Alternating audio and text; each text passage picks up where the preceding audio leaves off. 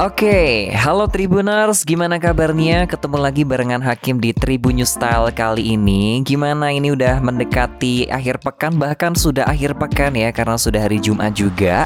Kira-kira kamu udah punya rencana belum sih nanti di akhir pekan hari Sabtu atau Minggu pas lagi libur, mau mengisi agenda harian kamu tuh mau ngapain?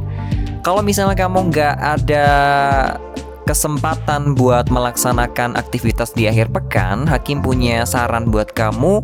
Mending kamu melakukan self-care di rumah sendiri deh.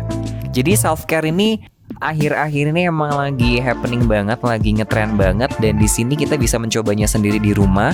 Buat kamu yang belum ngerti self-care, jadi self-care itu merupakan salah satu bentuk perawatan diri kita untuk mensejahterakan diri sendiri.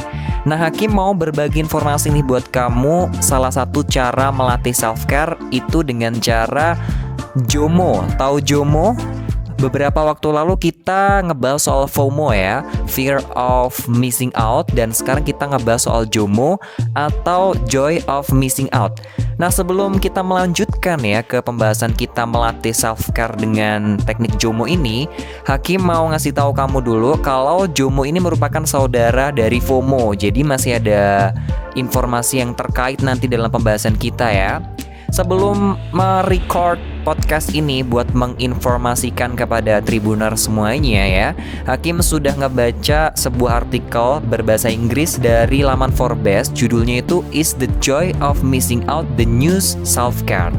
Jadi ini salah satu bentuk self-care terbaru itu dengan cara JOMO ini tadi. Dan dikatakan kalau JOMO ini memiliki pengertian menghilangkan kebisingan serta melepaskan kekhawatiran seseorang. Oke, kira-kira bagaimana cara melatih self-care kita dengan teknik JOMO ini? Hakim langsung kasih tahu kamu yang pertama harus mengetahui secara jelas tentang prioritas kamu. Nah, ini adalah hal yang terpenting juga nih. Kita harus bisa memprioritaskan apa yang bisa kita lakukan dan apa yang tidak bisa kita lakukan. Kira-kira kalau kita melakukan hal tersebut, misalnya aja di hari ini aku pengen olahraga.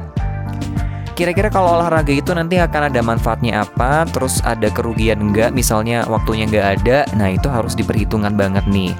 Kamu juga harus bisa mengetahui tujuan apa dan gambaran besar apa sih kalau kamu melakukan olahraga itu tadi. Ini misalnya aja ya Tribuners, apakah kamu bakal melanjutkannya atau tidak? Kalau misal iya itu kenapa? Kalau tidak itu kenapa? Misalnya, kalau iya aku bakal jadi lebih sehat karena aku rutin olahraga setiap pagi.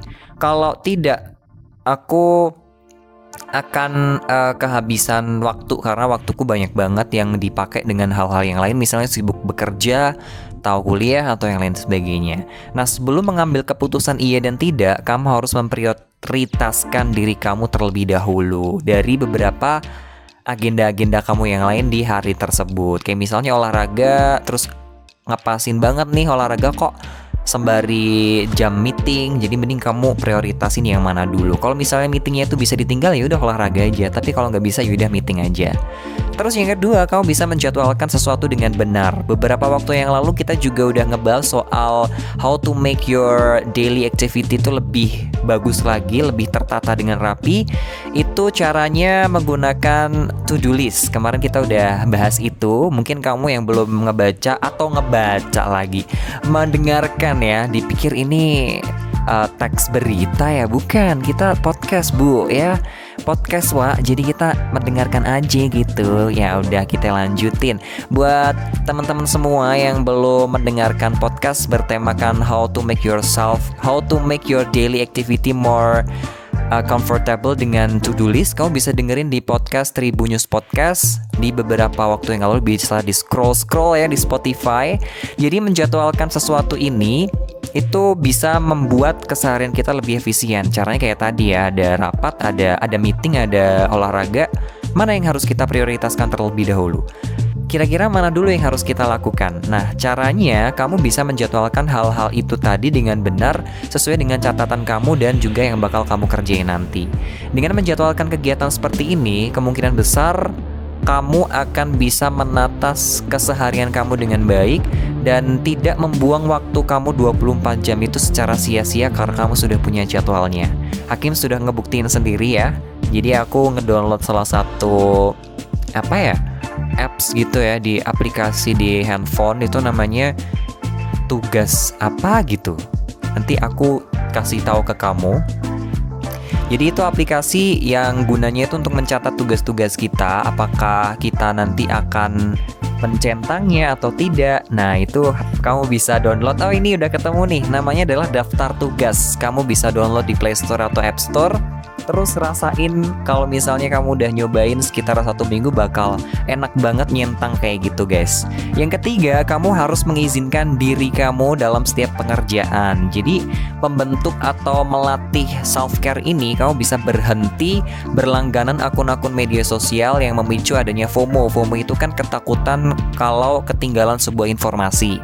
Buat kamu yang mengikuti seseorang yang mungkin itu pengaruhnya besar banget ke kamu dan berdampak besar buat kerja kamu atau dengan motivasi kamu bisa follow dia. Tapi kalau misalnya enggak, jangan di follow, jangan dilanjutkan. Kamu harus membatasinya. Karena dari ngebatasin kayak gitu, kamu kayak mengizinkan ke diri kamu, you have another time buat mengerjakan satu hal yang lain.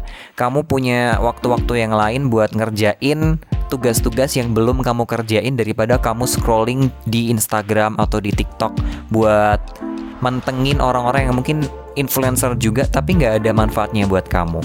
Dan yang terakhir, kamu bisa meluangkan waktu tanpa teknologi. Teknologi itu nggak cuma smartphone doang, Tribuners. Jadi ada laptop.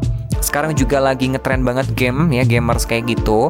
Coba kamu matikan notifikasi teknologi, baik itu laptop, terus juga ada smartphone, itu juga bisa dimatikan sejenak dan kamu fokus kepada tugas-tugas yang sudah kamu catat dengan baik, karena itu nanti bakal ngelatih diri kamu buat memanjakan diri.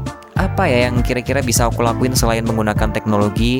For the example, kamu bisa ngebaca atau melakukan sesuatu yang benar-benar kamu sukai, olahraga, memasak, atau jalan-jalan, berkebun ya. Kayak yang Hakim lakuin saat ini juga berkebun. Salah satunya juga buat melatih self-care kita, kepedulian diri kita dengan mental kesehatan kita biar tetap waras terus gitu. Nah, itu tadi 4 cara yang bisa kamu lakuin buat ngelatih self-care dari rumah aja dan bisa dilakuin di akhir pekan. Jadi kamu gak perlu khawatir kalau misalnya kamu pengen ada temannya, Hakim bakal nemenin kamu karena Hakim sudah ngelakuin juga. Jangan lupa download tadi aplikasinya, terus juga tulis to-do list kamu, harian kamu, dan juga luangkan waktu buat hidup tanpa teknologi atau sosial media. Oke, mungkin itu aja yang bisa Hakim sampaikan di Tribun News Style kali ini. Kita bakal ketemu lagi di lain kesempatan dengan bahasan-bahasan yang lebih menarik. Kalau misalnya kamu punya requestan pengen ngebahas apa, kamu bisa langsung tulis di kolom komentar yang ada di YouTube tribunnews.com untuk podcast Spotify Tribunnews podcast ini ya. Dan Hakim bakal nungguin komentar-komentar dari kamu yang positif. Sampai jumpa di waktu yang lain dan selamat berakhir pekan.